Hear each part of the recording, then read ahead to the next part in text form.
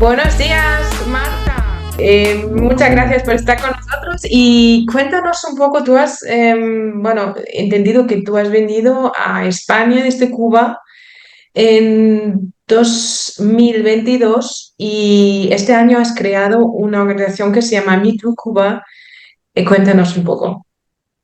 Bueno, buenos días. Primero agradecerte por el espacio.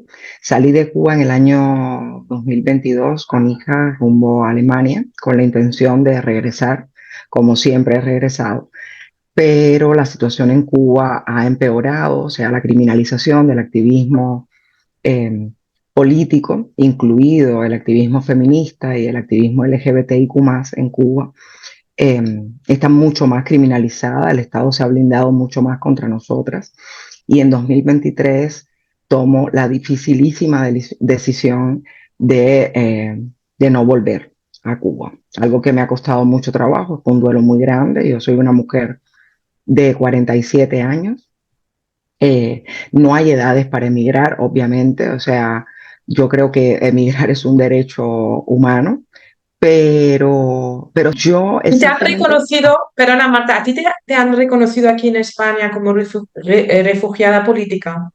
no es un proceso, o sea, es un proceso que está iniciado, pero es un proceso largo eh, y bastante complejo, o sea, para alguien que viene, sobre todo con una hija pequeña, ¿no? O sea, quizás si estuviera sola sería mucho más fácil, pero con una hija pequeña la verdad es que me he enfrentado a una burocracia eh, que es muy similar a la cubana, solo que la cubana la conozco, o sea, sé los subterfugios, sé por dónde moverme, me conocen también porque llevo toda la vida viviendo ahí, entonces, eh, y aquí no, aquí lo bueno que tiene ser medio invisible, o sea, convertirte en invisible en una sociedad nueva, bueno, pues tiene de malo que tienes que entenderlo todo.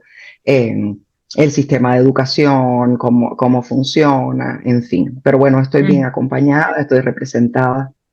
eh, a mí me llama la atención el poco reconocimiento que tiene Ya, la dictadura, digamos, ya, padre de todas estas ya. otras dictaduras. Ya, ya, Entonces, absolutamente de acuerdo. Claro que no es posible porque tenemos una imagen de Cuba y de los cubanos, de los hombres cubanos, ¿no? En Alemania son los que bailan, que buen rollo. Y cuéntanos un poco qué pasa, porque también es una sociedad, en principio, que debería ser igualitaria. ¿Dónde está el acoso ahí? bueno, a ver, te cuento. Me Too Cuba no es mi organización, o sea, es una organización de sobrevivientes que yo acompaño como acompaño a otras organizaciones. Eh, también es un poco el reflejo de toda esta criminalización con la que uno viene. O sea, si uno se hace cargo de organizaciones o se acerca a determinadas organizaciones, una también le pasa parte de su estigma. O sea, mi lucha es contra el patriarcado. Yo te diría que contra el patriarcado mundial, pero es como muy pretencioso. Entonces me he centrado fundamentalmente en el patriarcado cubano, ¿no?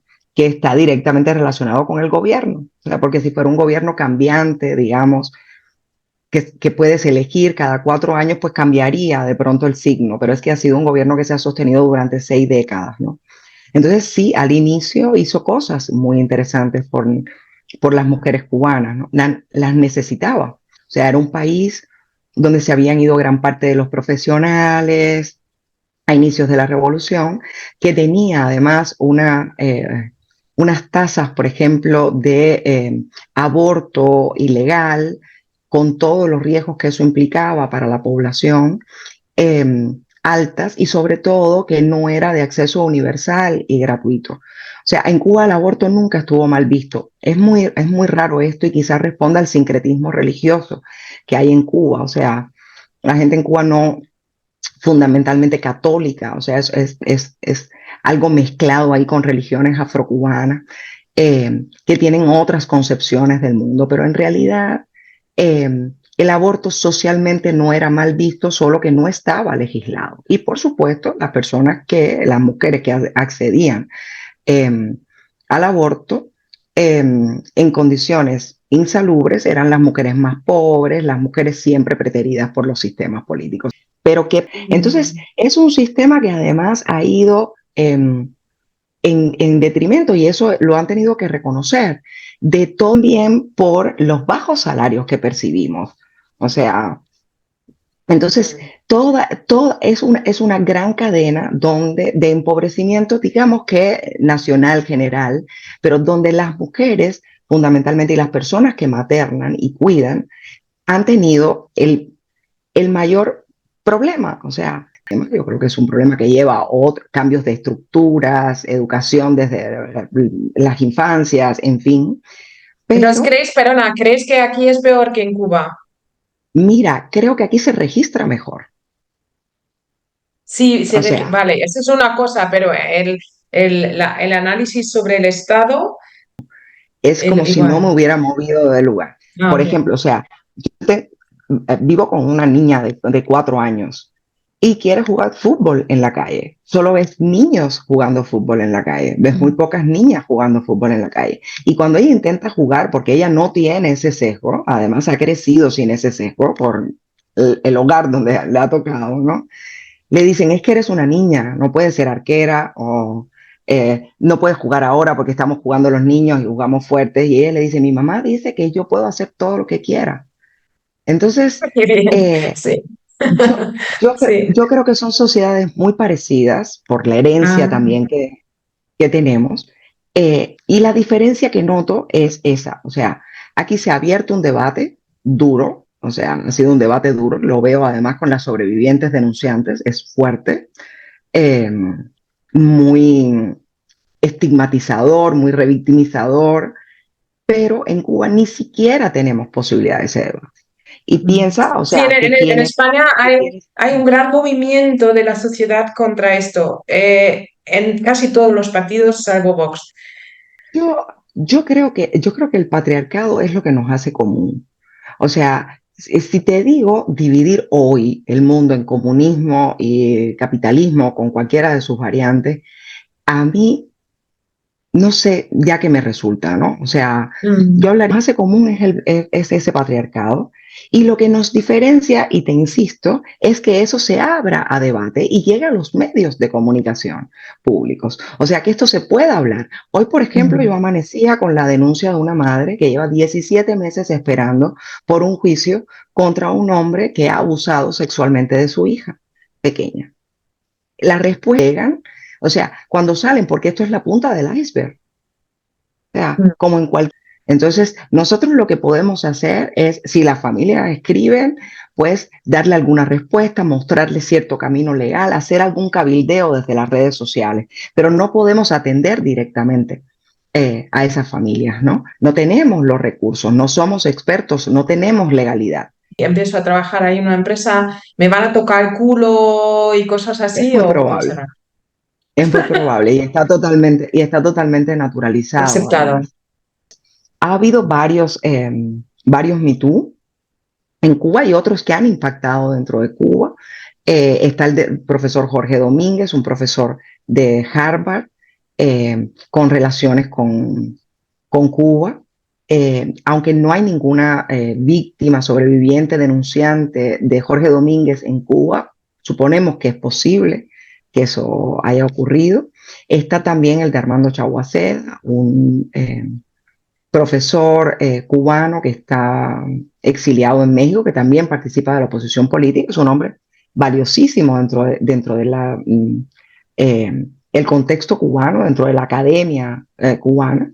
Sin embargo, tiene una acusación de mujeres mexicanas, de estudiantes mexicanas, eh, y que tampoco sabemos si ha impactado o no ha impactado en Cuba, porque el problema de los Me Too es que no pueden existir si no hay redes de apoyo. Que somos todos y todas redes de apoyo.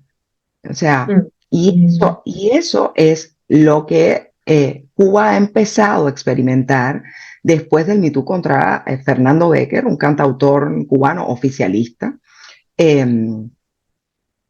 que se hace un reportaje en la revista El Estornudo con 5 denuncias eh, y al día siguiente de salir el reportaje ya no eran solo 5, o sea, al menos habían sumado 2 mujeres más públicamente diciendo yo también fui su víctima, yo también soy su sobreviviente y comenzaron un proceso legal, o sea, hicieron denuncias eh, legales con un acompañamiento bastante desafortunado de las organizaciones del Estado que le correspondía acompañar y que acompañamos a algunas activistas. Yo creo que es por eso la invitación también que me hace MeToo a este espacio, ¿no? Eh, Ujú. MeToo Cuba, Y a este. y también lo que quizás sorprende mucho es que he oído que Cuba tampoco es un país muy LGTB, que no es muy en favor de la homosexualidad y todo eso. Y me imagino que hay mucho acoso también en ese sentido, ¿no?